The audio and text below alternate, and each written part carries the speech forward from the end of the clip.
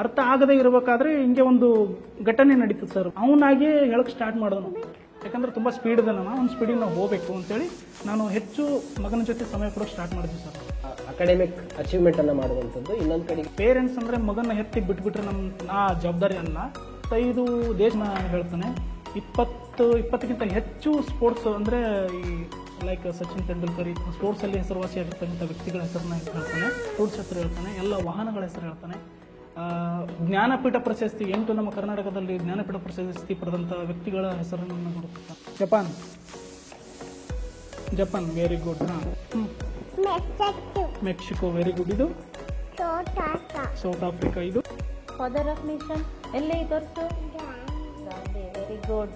National fruit very good. ಹಾಗಾಗಿ ಮಗು ಏನೇ ಹೇಳಿದ್ರು ನಾನು ಎಸ್ ಅಂತ ಹೇಳಬೇಕಲ್ಲಿ. ಬದುಕು ಹೆಂಗಿರ್ಬೇಕು? ಹೆಮ್ಮೆಯಿಂದಿರಬೇಕು, ಅಹಮ್ಮಿನಿಂದ ದೂರ ಇರಬೇಕು. ಹೆಂಗಾರ ಇರಬಾರ್ದು, ಹೆಂಗೆಂಗೋ ಇರಬಾರ್ದು, ಹಂಗಿನೊಳಗಿರಬಾರ್ದು, ಗುಂಗಿನೊಳಗಿರಬಾರ್ದು, ಸಂಗಿನೊಳಗಿರಬೇಕು, ವಿಹಂಗಮವಾಗಿರಬೇಕು. ದೀಕ್ಷಣಾ ಗ್ಲೋಬಲ್ ಡೆವಲಪ್ಮೆಂಟ್ ಫೌಂಡೇಶನ್ನ ಪ್ರಸ್ತುತಪಡಿಸುತ್ತಿರುವಂತಹ IIC ಟಾಕ್ ಶೋಗೆ ನಿಮಗೆಲ್ಲರಿಗೂ ಪ್ರೀತಿಪೂರ್ವಕವಾದ ಸ್ವಾಗತ. ಇವತ್ತಿನ ನಮ್ಮ ಸಂಚಿಕೆಯಲ್ಲಿ ವಿಶೇಷವಾದ ಅತಿಥಿಯೊಬ್ಬರನ್ನ, ವಿಶೇಷವಾದ ಸಾಧನೆಯೊಂದನ್ನ ನಿಮ್ಮ ಮುಂದೆ ಪ್ರಸ್ತುತಪಡಿಸ್ತಾ ಇದ್ದೇನೆ.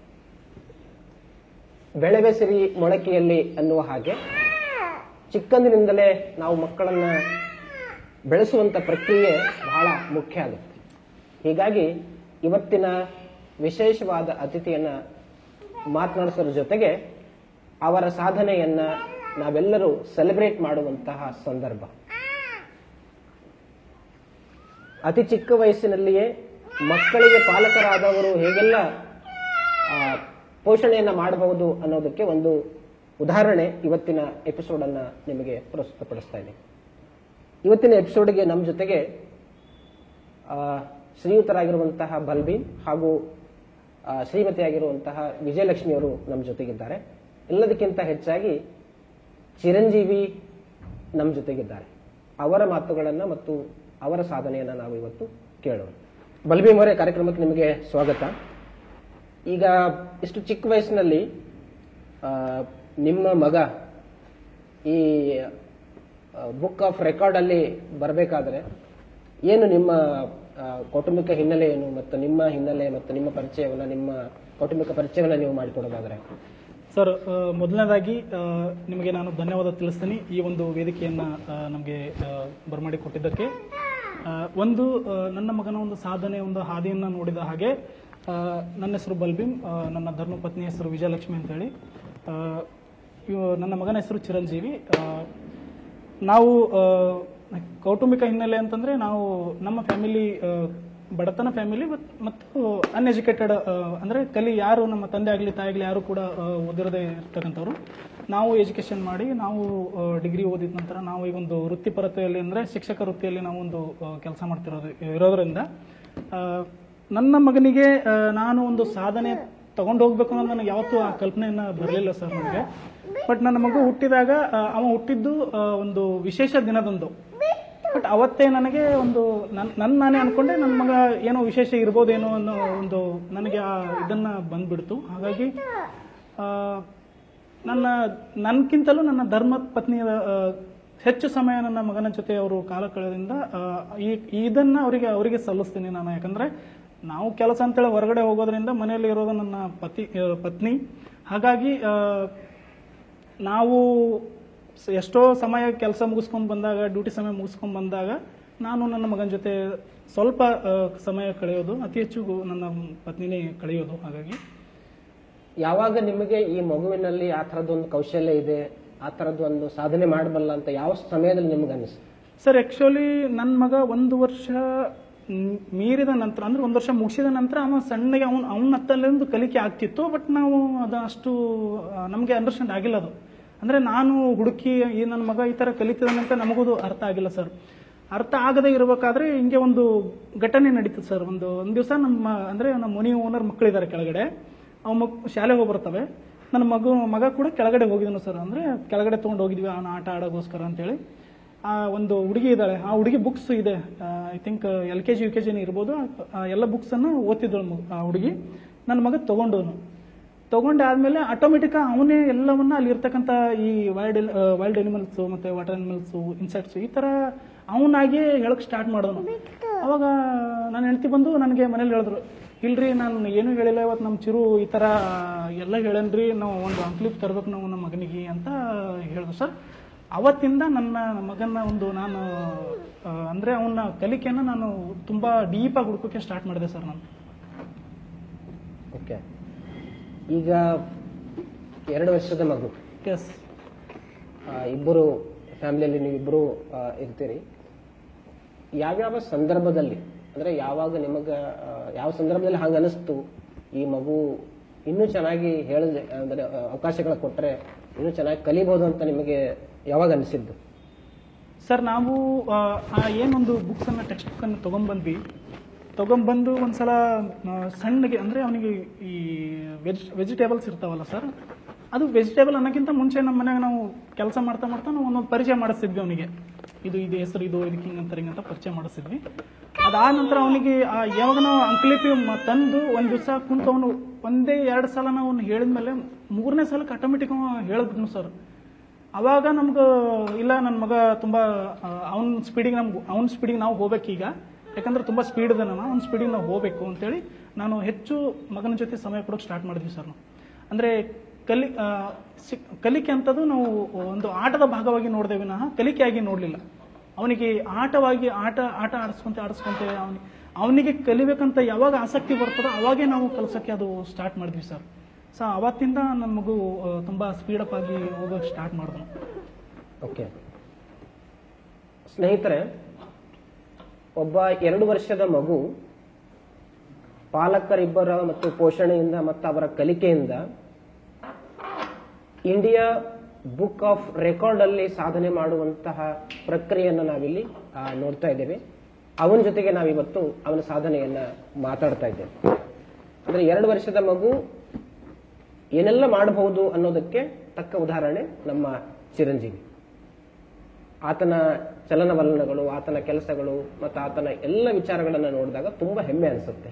ವಿಶೇಷವಾಗಿ ಕಲ್ಯಾಣ ಕರ್ನಾಟಕ, ಕಲಬುರಗಿ ಅಂತಹ ಭಾಗದಲ್ಲಿ ಪಾಲಕರು ಪೋಷಕರು ತಮ್ಮ 2 ವರ್ಷದ ಮಕ್ಕಳಿಗೆ ಸಮಯವನ್ನು ಕೊಟ್ಟಾಗ ಏನೆಲ್ಲ ರೆಕಾರ್ಡ್ಗಳನ್ನ ಮಾಡಬಹುದು ಅನ್ನೋದಕ್ಕೆ ತಕ್ಕ ಉದಾಹರಣೆ ನಮ್ಮ ಚಿರಂಜೀವಿ. ಈಗ ಬಹಳ ಖುಷಿ ಅನಿಸುತ್ತೆ, ಅಂದ್ರೆ ನೀವು ಈ ರೀತಿ ಸಮಯ ಕೊಟ್ಟು ಅವನನ್ನ ಗುರುತಿಸಿ ಎಲ್ಲ ಮಾಡಿದ್ದು. ಈ ನಡುವೆ ಅಂದ್ರೆ ನಿಮಗೆ ಒಂದ್ ಕಡೆಗಿದೆ ಅಕಾಡೆಮಿಕ್ ಅಚೀವ್ಮೆಂಟ್ ಅನ್ನ ಮಾಡುವಂಥದ್ದು, ಇನ್ನೊಂದ್ ಕಡೆಗಿದೆ ಕೆಲವು ವಿಶೇಷತೆಗಳನ್ನ ಗುರುತಿಸುವಂಥದ್ದು. ಈ ಎರಡನ್ನ ಬ್ಯಾಲೆನ್ಸ್ ಮಾಡುವಲ್ಲಿ ನೀವು ಪಾಲಕರು ಪೋಷಕರಾಗಿ ಹೇಗೆ ಬ್ಯಾಲೆನ್ಸ್ ಮಾಡಲಿಕ್ಕೆ ಸಾಧ್ಯ ಆಗಿದೆ? ಸರ್, ಈಗ ನಾವು ಒಂದು ಇನ್ನೊಂದು ಕಲಿಕೆ ನೋಡೋದಾದ್ರೆ, ಇನ್ನೊಂದು ನಾವು ಈ ಪುರಸ್ಕಾರ ಅಂತಕ್ಕಂಥದ್ದು ನೋಡೋದಾದ್ರೆ, ಈ ಕಲಿಕೆ ಅಂತದ್ದು ಒಂದು ಆಟದ ಭಾಗವಾಗಿ ನೋಡ್ಬೇಕು. ನಾವು ಯಾವುದೇ ಒಬ್ಬ ಪೇರೆಂಟ್ ಆಗಲಿ, ನಾವು ಮೊದಲು ಪೇರೆಂಟ್ ಅಂತಕ್ಕಂಥ ಈ ಮೀನಿಂಗ್ ಅನ್ನ ಅರ್ಥ ಮಾಡ್ಕೋಬೇಕು ಸರ್. ಪೇರೆಂಟ್ಸ್ ಅಂದ್ರೆ ಮಗನ ಹೆತ್ತಿ ಬಿಟ್ಬಿಟ್ರೆ ನಾ ಜವಾಬ್ದಾರಿ ಅಲ್ಲ. ಒಬ್ಬ ಪೇರೆಂಟಿಂಗ್ ಆಗಿ ಪೇರೆಂಟ್ ಆದವರು ನಾವು ಮಗುವನ್ನ ನಾವು ಆ ಮಗುವಿನಲ್ಲಿ ಇರ್ತಕ್ಕಂಥ ಏನು ಆಸಕ್ತಿಯನ್ನ ನಾವು ಹೇಗೆ ಹುಡುಕ್ತೀವಿ, ಸೊ ಅಂತಕ್ಕಂಥದನ್ನ ನಾವು ನೋಡೋದು ಅತಿ ಮುಖ್ಯವಾಗಿರ್ತದೆ. ಹಾಗಾಗಿ ನಾವು ಆ ಮಗುವಿನ ಕಲಿಕೆಯನ್ನು ಆಟವಾಗಿ ನೋಡಿದ್ವಿ, ಕಲಿಕೆಯಾಗಿ ಯಾವತ್ತೂ ನಾವು ನೋಡಿಲ್ಲ ಸರ್. ಹಾಗಾಗಿ ನನ್ನ ಮಗು ಅಷ್ಟೊಂದು ಇದರ ಮಟ್ಟಕ್ಕೆ ಬರ್ಬೇಕಾದ್ರೆ ಅವನಿಗೆ ಮತ್ತೆ ಇನ್ನೊಂದು ಒತ್ತಡ ಯಾವುದು ಏರಿಲ್ಲ ಸರ್. ನೀದು ಮಾಡಲೇಬೇಕು, ಇದು ನೀನು ಇವತ್ತು ಓದಲೇಬೇಕು ಅಂತ ಯಾವತ್ತೂ ನೋಡಲಿಲ್ಲ ಸರ್. ಅದ್ರ ಜೊತೆಗೆ ಅವನಿಗೆ ಯಾವಾಗ ಆಸಕ್ತಿ ಬರ್ತದೆ, ನಾವು ನೀನು ಓದು ಅನ್ನೋಕ್ಕಿಂತ ಅವನೇ ನಮ್ಮ ಹತ್ರ ತಗೊಂಡ್ಬರ್ತಿದ್ನು ಸರ್. ನೀವು ಯಾವುದೋ ಒಂದು ಬುಕ್ಸ್ ಅಂದ್ರೆ ಯಾವುದೇ ನಾವು ಓದಿರ್ತಕ್ಕಂಥ ಬುಕ್ಸ್ಗಳನ್ನ ತಗೊಂಡ್ಬರೋದು, ಅವನೇ ಕುಂತು ನಮ್ಮನ್ನು ಹೇಳೋದು ಸರ್, ಇದು ಹಿಂಗಿದು ಇದು ಇದು ಇದು ಅಂತ ಅವನಾಗಿ ಹೇಳಿದಾಗ ಅವಾಗ ಅವನಿಗೆ ನಾವು ಅಂಡರ್ಸ್ಟ್ಯಾಂಡ್ ಮಾಡ್ಕೊಂಡ್ವಿ, ಇವನಿಗೆ ಈ ಕಲಿಯೋ ಆಸಕ್ತಿ ಇದೆ, ಈಗ ನಾವು ಸಮಯ ಕೊಡಬೇಕು ಅಂತ ಟೈಮಲ್ಲಿ ನಾನಾಗ್ಲಿ ನನ್ನ ಹೆಂಡತಿ ಆಗಲಿ ನಮ್ಮ ಏನೇ ಕೆಲಸ ಇದ್ರೂ ಕೂಡ ಬದಿಗೊತ್ತಿ ಅವನಿಗೆ ನಾವು ಕಲಿಕೆ ನಾವು ಹೆಚ್ಚು ಸಮಯ ಕೊಡ್ತಿದ್ವಿ ಸರ್. ಈಗ ನಿಮ್ಮ ಮಗ ಏನೆಲ್ಲ ಗುರುತಿಸ್ತಾನೆ ಅಂದ್ರೆ, ಈಗ ಇಂಡಿಯಾ ಬುಕ್ ಆಫ್ ರೆಕಾರ್ಡ್ ಅಲ್ಲಿ ಏನ್ ರೆಕಾರ್ಡ್ ಆಗಿದೆ, ಸೊ ಅದ್ರ ಪ್ರಕಾರ ಏನೆಲ್ಲ ಗುರುತಿಸ್ತಾನೆ ನಿಮ್ಮ ಮಗ ಈಗ? ಸರ್, ಎಲ್ಲ ವೆಜಿಟೇಬಲ್ಸ್ ಅನ್ನ ಗುರುತಿಸ್ತಾನೆ, ಎಲ್ಲ ಪ್ರಾಣಿಗಳನ್ನ ಹೇಳ್ತಾನೆ, ಎಲ್ಲ ಪಕ್ಷಿಗಳನ್ನ ಹೇಳ್ತಾನೆ, ಎಲ್ಲ ಈ ಇನ್ಸೆಕ್ಟ್ಸ್ ಹೇಳ್ತಾನೆ. ಆಮೇಲೆ ಆಕ್ಷನ್ ಏನಂತಾರೆ ವರ್ಡ್ಸ್ಗಳನ್ನ ಹೇಳ್ತಾನೆ. ಸುಮಾರು ಒಂದು 25 ದೇಶಗಳ ಫ್ಲಾಗ್ ಅನ್ನ ಹೇಳ್ತಾನೆ. 20ಕ್ಕಿಂತ ಹೆಚ್ಚು ಸ್ಪೋರ್ಟ್ಸ್ ಅಂದ್ರೆ ಈ ಲೈಕ್ ಸಚಿನ್ ತೆಂಡೂಲ್ಕರ್ ಸ್ಪೋರ್ಟ್ಸ್ ಅಲ್ಲಿ ಹೆಸರುವಾಸಿಯಾಗಿರ್ತಕ್ಕಂಥ ವ್ಯಕ್ತಿಗಳ ಹೆಸರನ್ನ ಹೇಳ್ತಾನೆ. ಸುಮಾರು 1952ರಿಂದ ರಾಷ್ಟ್ರಪತಿ ಇಲ್ಲಿವರೆಗೂ ಆ ರಾಷ್ಟ್ರಪತಿಗಳನ್ನ ಹೆಸರನ್ನ ಹೇಳ್ತಾನೆ ಮತ್ತು ವಿತ್ ಐಡೆಂಟಿಫೈ ಕೂಡ ಮಾಡ್ತಾನೆ. ಎಲ್ಲ ಫ್ರೂಟ್ಸ್ ಹೆಸರು ಹೇಳ್ತಾನೆ, ಎಲ್ಲ ವಾಹನಗಳ ಹೆಸರು ಹೇಳ್ತಾನೆ. ಜ್ಞಾನಪೀಠ ಪ್ರಶಸ್ತಿ 8 ನಮ್ಮ ಕರ್ನಾಟಕದಲ್ಲಿ ಜ್ಞಾನಪೀಠ ಪ್ರಶಸ್ತಿ ಪಡೆದಂತ ವ್ಯಕ್ತಿಗಳ ಹೆಸರನ್ನು ಗುರುತಿಸ್ತಾನೆ, ಹೇಳ್ತಾನೆ. ಮತ್ತು 8 ಜಲಾಶಯ ನಮ್ಮ ಕರ್ನಾಟಕ ಜಲಾಶಯ ಹೆಸರನ್ನು ಹೇಳ್ತಾನೆ. ಮತ್ತೆ ಕಲರ್ಸ್ ಎಲ್ಲ ಹೇಳ್ತಾನೆ ಸರ್. ನೀವು ಯಾವುದೇ ಕಲರ್ಸ್ ಕೇಳಿ ಆ ಕಲರ್ಸ್ ಅನ್ನು ಅವನು ಹೇಳ್ತಾನೆ ಸರ್. ಓಕೆ, ಎಂದಾದ್ರೂ ನಿಮ್ಗೆ ಅನ್ಸಿದೆಯಾ ನಿಮ್ಮ ಮಗನಿಗೆ ಇಷ್ಟೆಲ್ಲ ಕೊಡ್ಬೇಕಾದ್ರೆ ಇಷ್ಟೆಲ್ಲ ಅರ್ಥ ಮಾಡ್ಕೊಂಡೆ ನಾವು ಅಂತಂದ್ರೆ ಇಬ್ಬರಿಗೂ ತುಂಬಾ ಹೇಳ್ತಾ ಇದ್ದೀವ ಮಗು ಅಂತ ಎಂದಾದ್ರೂ ಅನ್ಸಿದೆಯಾ ನಿಮ್ಗೆ? ಸರ್ ನಮ್ಗೆ ಯಾವತ್ತೂ ಅನ್ಸೇ ಇಲ್ಲ ಸರ್. ಯಾಕಂದ್ರೆ ಆ ಮಗುವಿಗೆ ಅದು ಆ ಥರ ಅನ್ಸೇ ಇಲ್ಲ. ನನ್ನ ಮಗನಿಗೆ ಅದು ನಾವು ಒತ್ತಡ ಅಂತ ಅವನಿಗೆ ಅನ್ಸೇ ಇಲ್ಲ. ಅದು ನಮಗೂ ಕೂಡ ನಾವು ಅವನಿಗೆ ಒತ್ತಡ ಕೊಡಿ. ಯಾಕಂತಂದ್ರೆ ಅವನಿಗೆ ಕಲಿಯೋ ಆಸಕ್ತಿ ಯಾವಾಗ ಬರ್ತಾ ಅವಾಗ ನಾವು ಅವನ್ನ ಕಲಿಸಿದೀವಿ. ಆದ್ರೆ ನಾವಾಗಿ ನೀ ಕಲಿ ಅಂತ ನಾವು ಯಾವತ್ತೂ ಆ ಥರ ನನ್ನ ಮಗುವಿಗೆ ನಾನು ಫೋರ್ಸ್ ಮಾಡಿಲ್ಲ. ಅವನು ಯಾವಾಗ ನಾನು ಕಲಿಬೇಕಂತ ನಮ್ಮ ಹತ್ರ ಬರ್ತಾನೋ ಆವಾಗ ನಾವು ಅವನ್ನ ಹೆಚ್ಚು ಸಮಯ ಕೊಟ್ಟು ನಾವು ಅವನಿಗೆ. ಓಕೆ, ಈಗ ನಿಮ್ಮ ಇದನ್ನೆಲ್ಲ ಕಲಿಬೇಕಾದ್ರೆ ಅಂದ್ರೆ 2 ವರ್ಷದ ಮಗು ಇಷ್ಟೆಲ್ಲ ದೇಶಗಳ ಫ್ಲಾಗ್ ಅನ್ನ ಗುರುತಿಸಬೇಕು ಅಂತಂದ್ರೆ ದೊಡ್ಡವರಿಗೂ ಕೂಡ ಎಷ್ಟೋ ಒಂದು ಕಷ್ಟದ ಕೆಲಸ ಇದೆ. ಈಗ ನಮಗೂ ಕೂಡ ಕಷ್ಟದ ಕೆಲಸ ಇದೆ. ಆದ್ರೆ ಮಗು ಗುರುತಿಸ್ತದೆ ಅಂತಂದ್ರೆ ಇದೆಲ್ಲ ಗುರುತಿಸ್ಲಿಕ್ಕೆ ಮನೆಯ ವಾತಾವರಣ ತುಂಬಾ ಇಂಪಾರ್ಟೆಂಟ್ ಆಗುತ್ತೆ ಇವತ್ತಿನ ಪಾಲಕರಿಗಾಗ್ಲಿ ಮಕ್ಕಳಿಗಾಗ್ಲಿ. ಸೊ ಹೇಗೆ ನಿಮ್ಮ ಮಗನಿಗೋಸ್ಕರ ಮತ್ತೆ ನಿಮ್ಮ ಫ್ಯಾಮಿಲಿಗೋಸ್ಕರ ಮನೆಯ ವಾತಾವರಣವನ್ನ ಹೇಗೆ ಇಟ್ಕೊಂಡಿದ್ದೀರಿ ಅಂತ ಹೇಳ್ಬೋದಾ? ಆ್ಯಕ್ಚುಲಿ ನಮ್ಮ ಮನೇಲಿ ನಾನು ಟೀಚ್ ಮಾಡ್ತೀನಿ, ಟ್ಯೂಷನ್ ಹೇಳ್ತೀನಿ ಸರ್. ಅದರಿಂದ ಅವನಿಗೇನು ಒಟ್ಟು ಅವನ ವಾತಾವರಣ ಹೆಂಗಂದ್ರೆ ನಮ್ಮ ಮನೇಲಿ ಓದೋದು ಬಿಟ್ಟರೆ ಮತ್ತೊಂದೇನೂ ಗೊತ್ತಿರೋ ನಮಗೆ. ಆಮೇಲೆ ಚಾರ್ಟ್ಸ್ ರೆಡಿ ಮಾಡಿದ್ವಿ ಸರ್. ಆ ಚಾರ್ಟ್ಸನ್ನು ನಾವು ಇಡೋದ ಪ್ಲೇಸು ಅವನಿಗೆ ಗೊತ್ತು. ಅವನೇ ತಂದು ಅಮ್ಮ ನಾ ಇದು ಓದ್ತೀನಿ ಅಂತೆಲ್ಲ ತೋರಿಸ್ತಾನೆ ರೀ. ಚಾರ್ಟ್ಸ್ ಕೂಡ ಈ ಥರ ನಾವು ಚಾರ್ಟ್ಸನ್ನು ಇವೆಲ್ಲ ಹೆಸರುಗಳನ್ನು ಹೇಳ್ತಾನೆ ಸರ್. ಇವರನ್ನು ಐಡೆಂಟಿಫೈ ಮಾಡ್ತಾರೆ. ಆಮೇಲೆ ನಾವು ಓರಲ್ ಹೋದ್ರೆ ಇದರಲ್ಲಿ ಎಲ್ಲನೂ ಅವನು ಹೇಳ್ತಾನೆ. ಓಕೆ ಸ್ನೇಹಿತರೆ, ನಾವಿಲ್ಲಿ ಮುಖ್ಯವಾಗಿ ಗಮನಿಸಬೇಕಾಗಿರುವಂತ ಒಂದು ವಿಷಯ, ಯಾವುದೇ ಮಗುವಿಗೆ ನಾವು ಕಲಿ ಅನ್ನೋದಕ್ಕಿಂತ ಕಲಿಬೇಕಾಗಿರುವಂತಹ ವಾತಾವರಣವನ್ನ ಏನಾದರೂ ಮನೆಯಲ್ಲಿ ಕ್ರಿಯೇಟ್ ಮಾಡಿದ್ರೆ ಖಂಡಿತವಾಗಿ ಮಕ್ಕಳು ಕಲಿತಾರೆ ಅನ್ನೋದಕ್ಕೆ ಚಿರಂಜೀವಿ ನಮಗೆ ಉದಾಹರಣೆಯಾಗಿ ಕಾಣಿಸ್ತಾನೆ. ಸೊ ನಾವೀಗ ಮುಂದೆ ಮಾತನಾಡಿಸೋದಾದ್ರೆ, ನಿಮ್ಮ ಮಗುವನ್ನ ಈಗಾಗಲೇ 2 ವರ್ಷಕ್ಕೆ ಬೇಕಾಗಿರುವಂತದಕ್ಕಿಂತಲೂ ಹೆಚ್ಚು ಮಗು ಅರ್ಥ ಮಾಡ್ಕೊಂಡಿದೆ, ಕಲಿತೀರಿ. ಹೇಗೆ ಮುಂದೆ ಮಗುವನ್ನ ದೃಷ್ಟಿಕೋನ ಏನು ಇಟ್ಕೊಂಡಿದ್ದೀರಿ? ಮುಂದೆ ಮಗುವಿಗೆ ಏನ್ ಮಾಡ್ಬೇಕು ಅನ್ಕೊಂಡಿದ್ದೀರಿ? ಅಥವಾ ಯಾವ ರೀತಿಯ ಅವಕಾಶವನ್ನ ಇನ್ನೂ ಮಗುವಿಗೆ ಕೊಟ್ಟು ಯಾವ ವಿಷನ್ ಇಟ್ಟುಕೊಂಡು ಮಗನನ್ನ ಬೆಳೆಸ್ತಾ ಇದ್ದೀರಿ ಅಂತ ಹೇಳೋದು? ಸರ್, ನನ್ನ ಮಗುವಿಗೆ ಹೆಚ್ಚು ಸಾಧನೆ ಅನ್ನೋಕ್ಕಿಂತ ನಾನು ಹೆಚ್ಚು ಕಲಿಕೆಗೆ ಒತ್ತು ನೀಡಬೇಕಂತ ಒಂದು ಈಗ ಆಲೋಚನೆ ಇದೆ. ಸಾಧನೆ ಅಂತ ನಾನು ಗಮನ ಹರಿಸೋದಿಲ್ಲ. ಯಾಕಂದ್ರೆ ಕಲಿಕೆ ಆದಾಗ ಸಾಧನೆ ತಾನಾಗೇ ಬರ್ತದೆ.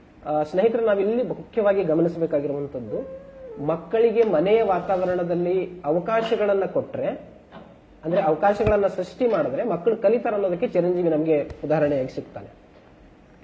ಈಗ ನಿಮ್ಮ ಮಗುವಿಗೆ ಇಷ್ಟೆಲ್ಲ ಕಲಿತಿರುವಂತಹ ಮಗು ಈಗಾಗಲೇ ಬೇರೆ ಬೇರೆ ವಿಚಾರಗಳನ್ನ ಕಲಿತಿದ್ದಾನೆ. ಏನು ದೃಷ್ಟಿಕೋನ ಅಥವಾ ಏನ್ ವಿಷನ್ ಇಟ್ಕೊಂಡು ನೀವು ಮಗುವನ್ನ ಬೆಳೆಸ್ತಾ ಇದ್ದೀರಿ, ಮತ್ತೆ ಏನ್ ಮಾಡ್ಬೇಕು ಅಂತ ಹೊರಟ್ರಿ ಅವನ ಜೊತೆಗೆ? ಸರ್, ಮೊದಲನೇದಾಗಿ ನೋಡ್ಬೇಕಾದ್ರೆ ಒಂದು ನನ್ನ ಮಗನಿಗೆ ಒಂದು ಮಾನವೀಯತೆ ಅಂತಕ್ಕಂಥ ಫಸ್ಟ್ ನಾನು ಆದ್ಯತೆ ಕೊಡ್ತೀನಿ. ಯಾಕಂದ್ರೆ ಇತ್ತೀಚಿನ ದಿನಗಳಲ್ಲಿ ನಾವು ನೋಡೋದಾದ್ರೆ ಮಾನವೀಯತೆ ಅನ್ನೋದನ್ನ ನಾವು ಬದಿಗೊತ್ತಿ ನಾವು ಬೇರೆ ಬೇರೆ ಆಂಗಲ್ ಅಲ್ಲಿ ನಾವು ನೋಡ್ತಾ ಇದೀವಿ. ನನ್ನ ಮಗನಿಗೆ ನಾನು ಮಾನವೀಯತೆಯ ಒಂದು ಮೌಲ್ಯವನ್ನು ಕೊಡಬೇಕು, ಜೊತೆಗೆ ಸೃಜನಶೀಲತೆಯನ್ನು ನಾನು ಹೆಚ್ಚು ಗಮನ ಕೊಡ್ತಾ ಇದ್ದೀನಿ. ನಂತರ ನನ್ನ ಕಲಿಕೆಯನ್ನು ನನ್ನ ಸಮಯ ಕೊಡ್ತೀನಿ. ಯಾಕಂತಂದ್ರೆ ಇದೆಲ್ಲ ಇದ್ದಾಗಲೇ ಕಲಿಕೆ ಆಗೋದು. ಮಗುವಿನಲ್ಲಿ ಮಾನವೀಯತೆ ಸೃಜನಶೀಲತೆನೇ ಇಲ್ಲ ಅಂತಂದ್ರೆ ಎಷ್ಟೇ ಕಲಿಕೆ ಆದ್ರೂ ಅದು ವ್ಯರ್ಥ ಅಂತ ನಮಗೂ ಅದು ಅನಿಸ್ತದೆ. ಹಾಗಾಗಿ ನಾನು ಈಗ ನನ್ನ ಮಗುವಿಗೆ ಈ ಮೌಲ್ಯ ಯಾಕಂತಂದ್ರೆ ಸಾಧನೆ ಇಂದಲ್ಲ ನಾಳೆ ಮರ್ತು ಹೋಗ್ಬೋದು, ಆದ್ರೆ ಒಂದ್ಸಲ ಮೌಲ್ಯವನ್ನ ಬದುಕಿನಲ್ಲಿ ಅಳವಡಿಸ್ಕೊಂಡ್ರೆ ಇಡೀ ಜೀವನ ಪರ್ಯಂತ ಮೌಲ್ಯವನ್ನು ನಾವು ತೆಗೆದುಕೊಂಡು ಹೋಗ್ಬೋದು. ಯಾವತ್ತೂ ಅದು ಸಾಯೋದಿಲ್ಲ. ಬಟ್ ಸಾಧನೆ ಸಾಗಬಹುದು, ಮೌಲ್ಯ ಯಾವತ್ತೂ ಸಾಯೋದಿಲ್ಲ ಅನ್ನೋ ಒಂದು ನನ್ನ ಇದು ಇದೆ. ಹಾಗಾಗಿ ನನ್ನ ಮಗುವಿಗೆ ನನ್ನ ಮೌಲ್ಯಗಳನ್ನು ಮತ್ತೆ ಮಾನವೀಯತೆ ಅಂತಕ್ಕಂಥದನ್ನ ನಾನು ನನ್ನ ಮಗುವಿಗೆ ಕಲಿಸ್ಬೇಕು. ಸ್ನೇಹಿತರೆ, ಒಬ್ಬ ಪಾಲಕ ಪೋಷಕರು ಹೇಗೆ ತಮ್ಮ ಮಗುವಿನಲ್ಲಿರುವಂತಹ ಕೌಶಲ್ಯಗಳನ್ನ ಗುರುತಿಸುವುದಲ್ಲದೇನೆ ಅದನ್ನ ಜಗತ್ತಿಗೆ ತೋರ್ಪಡಿಸುವುದು ಒಂದು, ಎರಡನೇದು ಮಗುವಿನಲ್ಲಿ ಮೌಲ್ಯಗಳನ್ನು ಬೆಳೆಸುವುದು ಕೂಡ ಬಹಳ ಮುಖ್ಯ ಆಗುತ್ತೆ. ಅದಕ್ಕೆ ಬಲ್ಬೀಮ್ ಮತ್ತು ವಿಜಯಲಕ್ಷ್ಮಿ ಮಾದರಿಯಾಗಿ ನಿಲ್ತಾರೆ, ಚಿರಂಜೀವಿ ಕಲಿಕೆ ಒಳಗಡೆ ಮಾದರಿಯಾಗಿ ನಿಲ್ತಾನೆ. ನಾವೀಗ ಚಿರಂಜೀವಿ ಏನೆಲ್ಲ ಕಲ್ತಿದ್ದಾನೆ, ಏನೆಲ್ಲ ಗುರುತಿಸಬಲ್ಲನು. 2 ವರ್ಷದ ಮಗುವಿಗೆ ಗುರುತಿಸುವುದು ಕೌಶಲ್ಯ ಬಹಳ ಮುಖ್ಯ ಆಗುತ್ತೆ. ಆ ಗುರುತಿಸುವ ಕೌಶಲ್ಯ ಹೇಗೆ ಅನ್ನೋದನ್ನ ನಾವು ತಿಳ್ಕೊಳ್ಳಿಕ್ಕೆ ಪ್ರಯತ್ನ ಮಾಡೋಣ. ನೀವೀಗ ಇಬ್ರು ಸೇರಿ ನಿಮ್ಮ ಮಗು ಏನೆಲ್ಲ ಗುರುತಿಸ್ತದೆ, ಯಾವ ರೀತಿ ಗುರುತಿಸ್ತದೆ ಅನ್ನೋದನ್ನ ನಮಗೆ ತಿಳಿಸೋದಾಗುತ್ತೆ. ಚಿನ್ನು, ಸುನಿಲ್ ಗವಾಸ್ಕರ್ ಎಲ್ಲಿದ್ದಾರೆ? ಸುನಿಲ್ ಗವಾಸ್ಕರ್ ಎಲ್ಲಿದ್ದಾರೆ? Very good. ಹಾ, Sachin Tendulkar, Milkha Singh, Milkha Singh, Milkha Singh, very good. Vishwanath Anand, Dhyanchand, Kapil Dev, very good. Mahendra Singh Dhoni, very good. Anjali Bhagwat, Dhanraj Pillay ಇದ್ದಾರೆ. Mahesh Bhupathi, very good. Sania Mirza, PT Usha, Geet Sethi, Bhaichung Bhutia, very good. Vijay Amritraj, very good. Narain Karthikeyan, Vishwanath Anand, ಇವರು Leander Paes. Okay, very good.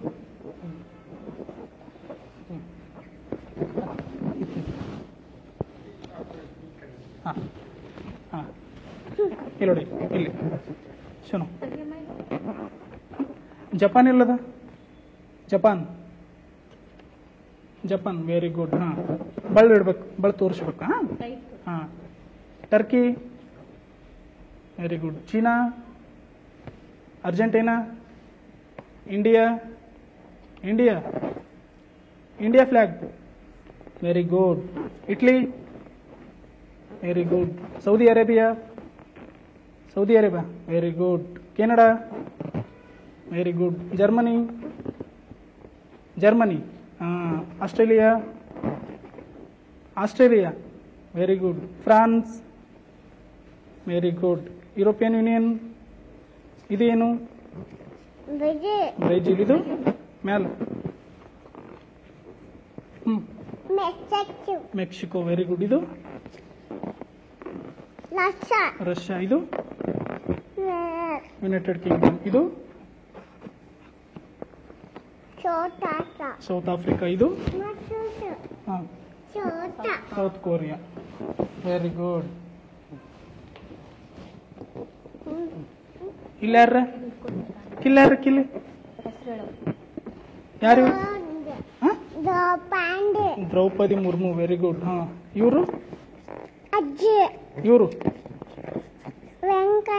Cure cure Radhakrishna. ಹಾ, ಇವರು ರಾಜೇಂದ್ರ ಪ್ರಸಾದ್. ಇವರು ಚಶ್ಮಾ ಚಶ್ಮಾ ಕೊಂಡ್ರಲ್ಲ, ಜಾಕಿರ್ ಹುಸೇನ್. ಇವರು ವಿ ಗಿರಿ, ವೆರಿ ಗುಡ್. ಇವರು ನೀಲಂ ಸಂಜೀವ್ ರೆಡ್ಡಿ. ಇವರು ಗ್ಯಾನಿ ಜೈಲ್ ಸಿಂಗ್. ಇವರು ರಾಮನಾಥ್ ಕೋವಿಂದ್. ಇವರು ಪ್ರಣಬ್ ಮುಖರ್ಜಿ. ಇವರು ಪ್ರತಿಭಾ ಪಾಟೀಲ್. ಇವರು ಬಿಡುದು. ಇವರು ಇವರು ಇವ್ರು ಯಾರಿದಾರೆ?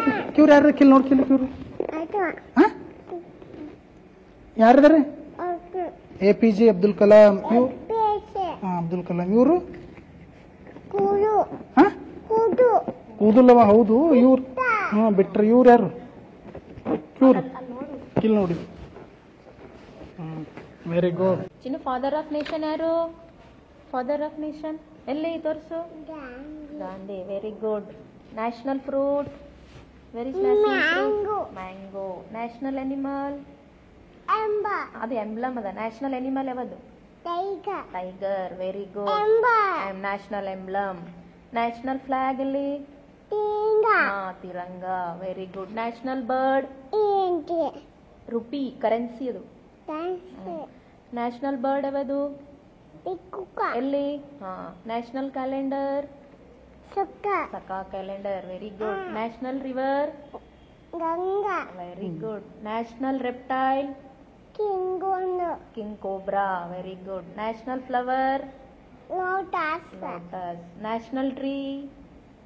banyan tree, very good. National anthem? National song? Vande Mataram. National game? National game ಆಟ ನ್ಯಾಷನಲ್ ಗೇಮ್ ಯಾವುದು ವೆರಿ ಗುಡ್ ಅಲ್ಲಿ ನೋಡು ಹೇಳ ಯಾವಾಗ ಹೇಳು ಏನಿದು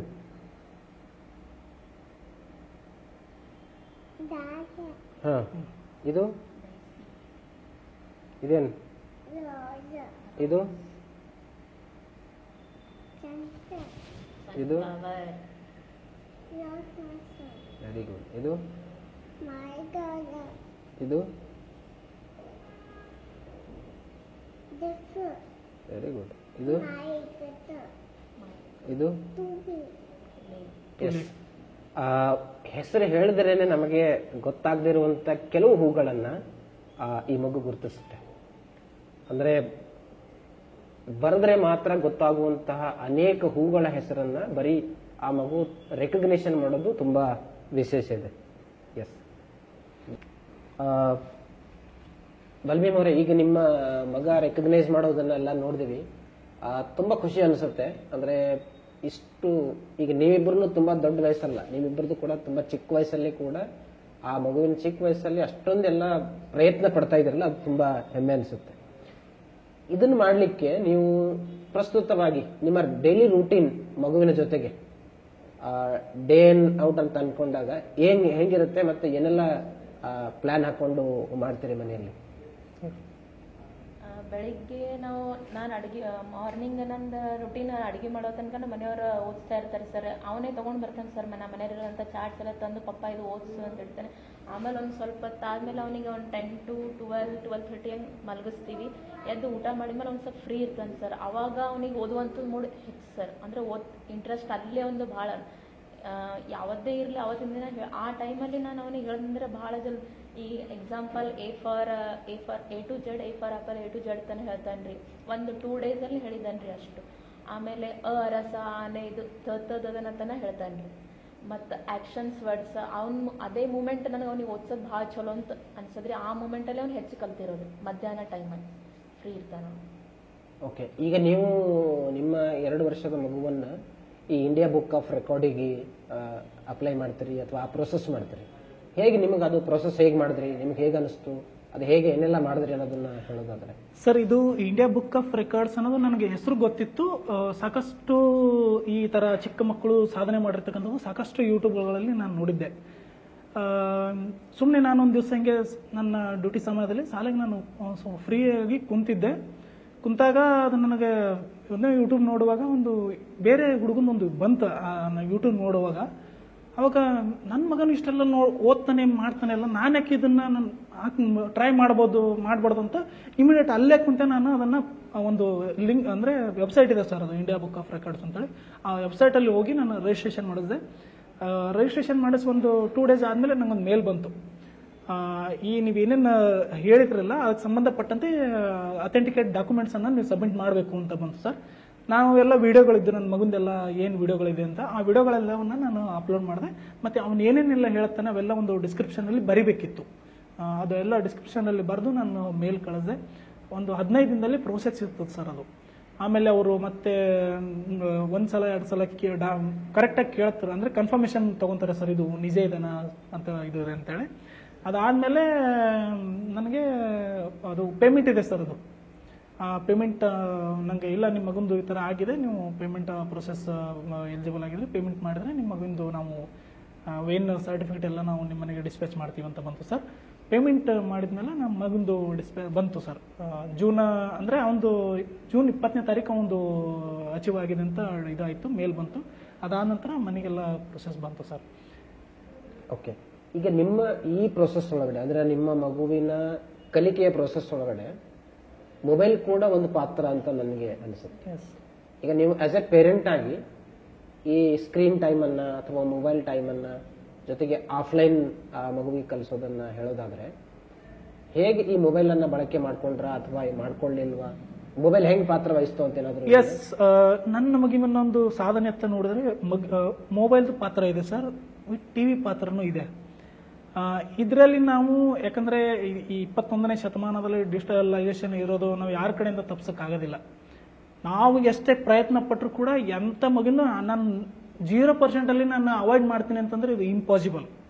ಯಾಕಂದರೆ ನಾವು ಟಿ ವಿ ನೋಡ್ತೀವಿ, ಮನೆಯಲ್ಲಿ ಪೇರೆಂಟ್ ಆದವರು ಯಾರೋ ಬರ್ತಾರೆ ಏನೋ ನೋಡ್ತೀವಿ, ನಮ್ಮ ಕೆಲಸದ ನಾವು ಲ್ಯಾಪ್ಟಾಪ್ ನೋಡ್ತೀವಿ.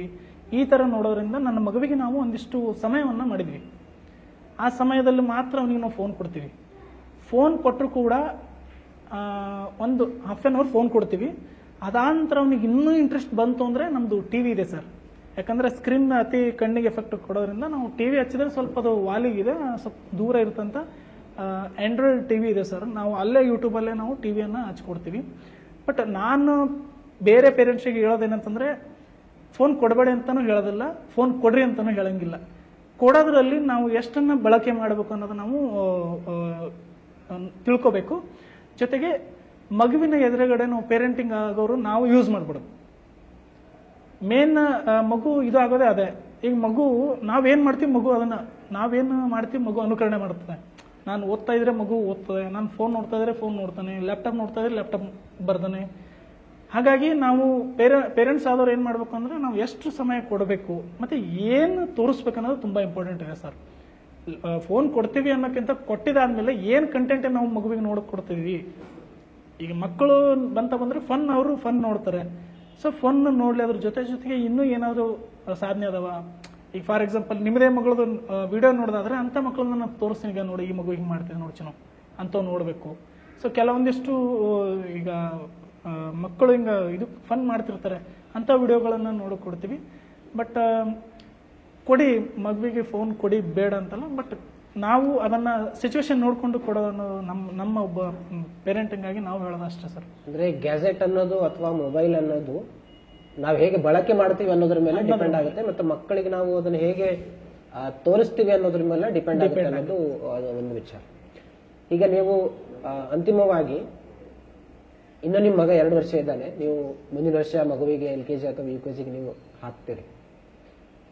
ಈಗಿನ ಒಂದು ಟ್ರೆಂಡ್ ಅಂತ ನೋಡಿದ್ರೆ, ಅಂದರೆ ಎಜುಕೇಶನ್ ಅನ್ನೋದು ತುಂಬ ಇಂಪಾರ್ಟೆಂಟ್ ಆಗುವಂಥ ಕಾಲದಲ್ಲಿ, ನೀವೇ ಹೇಳಿದಾಗೆ 21ನೇ ಶತಮಾನದಲ್ಲಿ ಆ ಸ್ಕಿಲ್ ಸೆಟ್ಗಳನ್ನು ನಾವು ನೋಡುವಂಥ ಸಂದರ್ಭದಲ್ಲಿ ಈಗಿನ ಪಾಲಕರಿಗೆ ಮಕ್ಕಳನ್ನು ಬೆಳೆಸೋದ್ರಲ್ಲಿ ನೀವೇನು ಸಲಹೆಗಳನ್ನು ಕೊಡಲಿಕ್ಕೆ ಬಯಸ್ತೀರಿ? ಸರ್, ನಾನು ಮೊದಲನೇದಾಗಿ ನಾನು ಒಬ್ಬ ತಂದೆಯಾಗಿ ಉಳಿದ ತಂದೆಗಳಿಗೆ ನಾನು ಹೇಳೋದಾದರೆ, ಕಲಿಕೆ ಯಾವತ್ತೂ ಕಲಿಕೆಯಾಗಿ ನೋಡಬೇಡ್ರಿ, ಅದನ್ನು ಆಟದ ಒಂದು ಭಾಗವಾಗಿ ನೋಡಿ. ಆವಾಗ ಮಗು ನೀವೇನು ಅಂದ್ಕೊಂಡಿರ್ತೀರಿ ಅದು ಸಾಧನೆ ಮಾಡೋಕ್ಕೆ ಆಗ್ತದೆ. ಆಮೇಲೆ ಯಾವುದೇ ಮಗುವಾಗಲಿ ಪ್ರತಿಯೊಂದು ಮಗು ಸರ್ ಒಂದು ಯೂನಿಕನ್ನು ಇಟ್ಕೊಂಡಿರ್ತದೆ. ಹಾಗಾಗಿ ನಾವು ಯಾವುದೇ ಮಗುವಿಗೆ ಆ ಮಗುವಿನಲ್ಲಿ ಆಸಕ್ತಿ ಏನಿದೆ ಅಂತ ಫಸ್ಟ್ ನಾವು ಪೇರೆಂಟಿಂಗ್ ಆದರೂ ಹುಡುಕಬೇಕು, ಅದನ್ನು ನಾವು ತೆಗಿಬೇಕು. ಮಗುವಿಗೆ ಒಂದು ಆಟದ ಡ್ಯಾನ್ಸ್ ಮಾಡೋ ಕೌಶಲ್ಯ ಇದೆ ಅಂದ ತಕ್ಷಣ ನನ್ನ ಮಗುವಿಗೆ ಹೋಗಿ ಬೇರೆ ಇದು ಮಾಡ್ತೇನೆ ಅಂದರೆ ಅದು ಕಲಿಯೋಕೆ ಆಗೋದಿಲ್ಲ ಸರ್. ಹಾಗಾಗಿ ಮಗು ಏನು ಮಾಡ್ತಿದೆ, ಆಸಕ್ತಿ ಹೆಚ್ಚು ಎದರಲ್ಲಿ ತೋರಿಸ್ತಿದೆ, ಸೊ ಅದಕ್ಕೆ ನಾವು ಮೂವ್ ಆಗಬೇಕು. ಅದ್ರ ಜೊತೆಗೆ ಏನು ಮಾಡಬೇಕು ಅಂತಂದರೆ ನಾವು ಒತ್ತಡವನ್ನು ಹೇಳಬಾರ್ದು ಸರ್. ಮಗು ತಪ್ಪು ಮಾಡಿದರೂ ಕೂಡ ಸರಿ ಆಯಿತು ಇದು ಕರೆಕ್ಟ್ ಇದೆ, ಬೆನ್ನನ್ನು ಚಪ್ಪುಡಿಸ್ಬೇಕು, ತಪ್ಪಾಯಿತು ಅಂತ ನಾವು ಮಾಡಬಾರ್ದು. ಮತ್ತು ಈ ಸಣ್ಣ ಮಕ್ಕಳಲ್ಲಿ ನಾವು ಸೈಕಾಲಜಿಕಲಿ ನೋಡೋದಾದ್ರೆ ಸರ್, ನೀವು ಯಾವುದು ಮಾಡಬೇಡ ಅಂತ ಹೇಳ್ತೀರಿ ಮಗು ಹೆಚ್ಚು ಅದನ್ನೇ ಮಾಡ್ತದೆ. ಅದು ಮಾಡುವಾಗ ಮಗು ಇದು ಹೀಗೆ ಮಾಡಿದೆ ಅಂತ ನೀವು ಸ್ವಲ್ಪ ಏನಂತಾರೆ, ನಾವು ಈ ಪ್ರಾಕ್ಟಿಕಲ್ ಆಗಿ ನೋಡಿ, ನೀವು ಥಿರಾಟಿಕಲಿ ನೋಡಿದ್ರೆ ಅದು ಆಗೋದಿಲ್ಲ. ಅದು ಯಾಕಾಯ್ತು, ಮಗುವಿಗೆ ಪನಿಷ್ಮೆಂಟ್ ಕೊಡಿ. ಪನಿಷ್ಮೆಂಟ್ ಅಂದರೆ ಹೊಡೆಯೋದು ಬಡಿಯೋದು ಅಂತಲ್ಲ.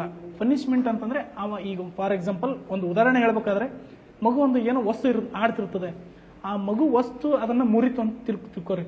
ಆ ಮಗು ಮುರಿದ ತಕ್ಷಣ ಪಟ ಪಟ ಹೊಡಿಯೋದಲ್ಲ.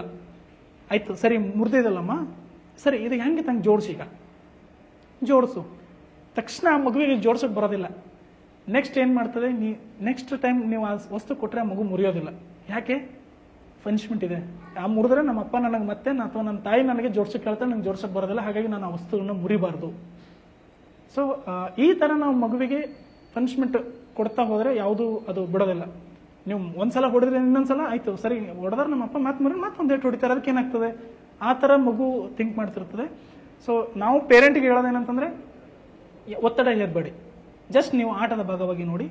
ಮತ್ತು ಹೆಚ್ಚು ಸಮಯ ಮಕ್ಕಳ ಜೊತೆ ನೀವು ಎಷ್ಟು ಸಮಯ ಮಕ್ಕಳ ಜೊತೆ ಕಳಿತೀರಿ ಅಷ್ಟು ನಿಮ್ಮ ಮಗುವಿನ ಒಂದು ಬೆಳವಣಿಗೆ ಮತ್ತು ನಿಮ್ಮ ಮಗು ಮುಂದೆ ನೀವು ಏನು ಅನ್ಕೊಂಡಿರ್ತೀರಿ ಅದು ಮಾಡೋಕ್ಕೆ ಸಾಧ್ಯ ಆಗ್ತಕ್ಕಂಥದ್ದು ನನ್ನ ಒಂದು ಈ ಮಗುವಿನ ಜೊತೆ. ಮತ್ತು ನಾನು ವೈಯಕ್ತಿಕವಾಗಿ ನನ್ನ ಡ್ಯೂಟಿ ಸಮಯ ಮುಗಿದ್ರೆ ನನ್ನ ಮಗನ ಜೊತೆ ನಾನು ಕಾಲ ಕಳಿತೀನಿ, ಎಲ್ಲೂ ಹೊರಗಡೆ ಹೋಗೋದಿಲ್ಲ ಸರ್. ನನ್ನ ಸಮಯ ನನ್ನ ಏನು ಸಿಗ್ತದೆ, ನಾನು ಬೆಳಿಗ್ಗೆ ಆದರೂ ಕೂಡ ನನ್ನ ಡ್ಯೂಟಿ ಬರುವವರೆಗೂ ಕೂಡ ನಾನು ಅದನ್ನೇ ಸಮಯ ನನ್ನ ಮಗನ ಜೊತೆನೇ ಕಳಿತೀನಿ. ಆಫ್ಟರ್ ಡ್ಯೂಟಿ ಮುಗಿದ ತಕ್ಷಣ ಕೂಡ ನನ್ನ ಮಗನ ಜೊತೆನೇ ನಾನು ಸಮಯ ಕಳಿತೀನಿ.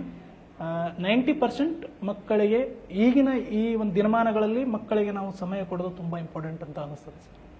ಎಸ್, ಮಕ್ಕಳಿಗೆ ಪಾಲಕರಾಗಿರುವಂಥವರು ಅತಿ ಹೆಚ್ಚು ಸಮಯ ಕೊಡೋದ್ರ ಜೊತೆಗೆ ಅವರವರ ಆಸಕ್ತಿಗಳನ್ನ, ಅಂದ್ರೆ ಮಕ್ಕಳಲ್ಲಿರುವಂತಹ ಆಸಕ್ತಿಗಳನ್ನ, ಅನುಕೂಲತೆಗಳನ್ನ, ಅವಕಾಶಗಳನ್ನ ನಾವು ಏನಾದರೂ ಹೊರತಂದ್ರೆ ಚಿರಂಜೀವಿ ಅಂತಹ ಮಗು ಸಾಧನೆ ಮಾಡಲಿಕ್ಕೆ ಸಾಧ್ಯ ಆಗುತ್ತೆ. ಹಾಗೆ ಪಾಲಕರಾಗಿರುವಂಥವರು ಏನೆಲ್ಲ ಮಾಡಬಹುದು ಅನ್ನೋದಕ್ಕೆ ಉದಾಹರಣೆ ಅಂತ ನನಗೆ ಅನಿಸುತ್ತೆ.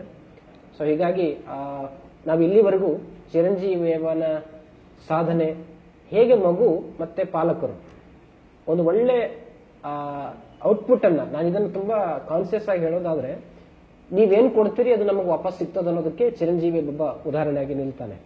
ಅಂದ್ರೆ ಮನೆಯ ವಾತಾವರಣದಲ್ಲಿ ಪಾಲಕರು ಅತಿ ಹೆಚ್ಚು ಸಮಯ ಕೊಟ್ಟು ಮಗುವಿನಲ್ಲಿರುವಂತಹ ಕೌಶಲ್ಯವನ್ನ ಗುರುತಿಸಿ ಅದಕ್ಕೆ ಬೇಕಾಗಿರುವಂತಹ ಅವಕಾಶಗಳನ್ನು ಸೃಷ್ಟಿ ಮಾಡಿದ್ರೆ ಇಂಥ ಮಕ್ಕಳು ರೆಕಗ್ನೈಸ್ ಮಾಡಲಿಕ್ಕೆ, ಹೊರಬರಲಿಕ್ಕೆ ಸಾಧ್ಯ ಆಗುತ್ತೆ. ವಿಶೇಷವಾಗಿ ಕಲ್ಯಾಣ ಕರ್ನಾಟಕ, ಕಲಬುರಗಿಯಂತಹ ನಾಡಿನೊಳಗಡೆ ಇಂತಹ ಪಾಲಕರು ಮತ್ತು ಇಂತಹ ಮಕ್ಕಳ ಸಂಖ್ಯೆ ಹೆಚ್ಚಾಗ್ಲಿ. ಜೊತೆಗೆ ನಾವು ನೀವುಗಳೆಲ್ಲ ಮಕ್ಕಳಿಗೆ ಅತಿ ಹೆಚ್ಚು ಸಮಯವನ್ನು ಕೊಡೋದ್ರ ಮೂಲಕ ಇಂತಹ ಕಲಿಕೆಯನ್ನ ಮಕ್ಕಳಿಂದ ಹೊರತರಲಿಕ್ಕೆ ನಾವೆಲ್ಲರೂ ಪ್ರಯತ್ನಿಸಬೇಕಾಗಿರುವಂಥದ್ದು ಬಹಳ ಮುಖ್ಯವಾಗಿದೆ. ಈಗ ನೀವು ಮಾತಾಡೋದಾದ್ರೆ ಮನೆಯಲ್ಲಿ ನಿಮ್ಮ ಪಾತ್ರ ಎಷ್ಟು ಮುಖ್ಯ ಆಗಿರ್ತದೆ ಮತ್ತು ಹೇಗೆಲ್ಲ ಸಮಯ ಕೊಡ್ತೀರಿ, ಜೊತೆಗೆ ಒಬ್ಬ ತಾಯಿಯಾಗಿ ಏನೆಲ್ಲ ಮಹತ್ವ ಮತ್ತು ಪಾತ್ರ ಇರ್ತದೆ ಅಂತ ನೀವು ಹೇಳೋದಾದ್ರೆ? ಮನೆಯೇ ಮೊದಲ ಪಾಠಶಾಲೆ, ತಾಯಿಯೇ ಮೊದಲ ಗುರು ಅನ್ನುವಾಗೆ ಮಕ್ಕಳಿಗೆ ನಾವು ಮನೆಯಲ್ಲಿ ಅವರು ಏನೇ ತಪ್ಪು ಮಾಡಲಿ, ಮಗು ಹಿಂಗೆ ಮನೇಲಿ ಕೀಟ್ಲೆ ಮಾಡ್ತಿರ್ತದೆ, ಅದನ್ನ ನಾವು ಸರಿಪಡಿಸ್ಬೇಕು. ಹೇಗಪ್ಪ ಅಂದ್ರೆ ಇದು ಬ್ಯಾಡ್ ಅಂತ ಏನೇ ಮಾಡ್ತಿದ್ರು ಮಗು ಬ್ಯಾಡ ಏನನ್ನ ಹೇಳ್ತೀವಿ ಅಂದ್ರೆ ಏನ್ ಮಾಡ್ತದೆ ಮಗು ಅಂದ್ರೆ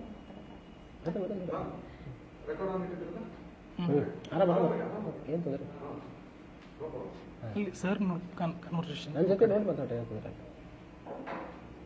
ಸ್ಟಾರ್ಟ್ ಮಾಡಿ. ಮಗುವಿಗೆ ನಾನು ಡೈಲಿ ರುಟೀನಲ್ಲಿ ಅಂತಂದರೆ ನನ್ನ ಮಗುವಿಗೆ ನಾನು ಮನೆಯಲ್ಲಿ ನನ್ನ ಕೆಲಸ ಮುಗಿಸಿದ ತಕ್ಷಣ ನಾನು ಏನು ಮಾಡ್ತೀನಿ ಅಂದರೆ ಸರ್, ಒಂದು ಸ್ವಲ್ಪ ಹೊತ್ತು ಅವನಿಗೆ ಮಲಗಿಸ್ತೀನಿ. ಮಲಗಿಸಿದ್ದಾದಮೇಲೆ ಅವನಿಗೆ ಚಾರ್ಟ್ಸನ್ನು ತೊಗೊಂಡು, ಅದು ಮಗು ಟಿ ವಿ ಹಚ್ಚು, ಫೋನ್ ಕೊಡಮ್ಮ, ಟಿ ವಿ ನೋಡ್ತೀನಿ ಅಂತಿರುತ್ತೆ. ಆವಾಗ ನಾನು ಮಾಡ್ತೀನಿ, ಅದನ್ನು ಮರೆಸ್ಬೇಕು ಮಗುವಿಗೆ. ನಾವು ಟಿ ವಿ ಫೋನ್ ಮಗುವಿನ ಲಕ್ಷ್ಯ ಆ ಕಡೆ ಹೆಚ್ಚಿರ್ತದೆ. ಆವಾಗ ಮರೆಸ್ಬೇಕಾದ್ರೆ ಮತ್ತೇನಾರ ನಾವು ಹೊರಗಿಂದ ಏನಾರ ಕಲರ್ಸ್ ತೋರಿಸೋದಾಗಿರ್ಬೋದು, ಅಥವಾ ಮಗುಗೆ ಬೇರೆ ಆಟ ಸಾಮಾನು ಕೊಡೋದಾಗಿರ್ಬೋದು, ಅಥವಾ ಚಾಟ್ಸ್ ಆಗಿರ್ಬೋದು. ಎಲ್ಲ ಮನೇಲೊಂದು ಈಗ ನಾವು ಅಡುಗೆ ಪಾತ್ರೆ ಸಾಮಾನು ಇರ್ತಾವೆ, ಅದನ್ನು ತೊಗೊಂಡಿದ್ದು ಈ ರೀತಿ ಹಿಂಗೆ ಬಾರಿಸಿದ್ರೆ ಸೌಂಡ್ ಬರ್ತದೆ, ಈ ಚಳ್ಳಾಮ ಆಗಿರ್ಬೋದು, ತಬಲ ಆಗಿರ್ಬೋದು, ಹಿಂಗೆ ಬಾರಿಸಂತ ಅದನ್ನು ಬೇರೆ ಗಮನವನ್ನು, ಅದ್ರದ್ದು ಲಕ್ಷ್ಯನ ಟಿ ವಿ ಮತ್ತು ಫೋನನ್ನು ಬಿಡಿಸಿ ಬೇರೆ ಕಡೆ ಕರ್ಕೊಂಡು ಹೋಗ್ತೀನಿ ಸರ್.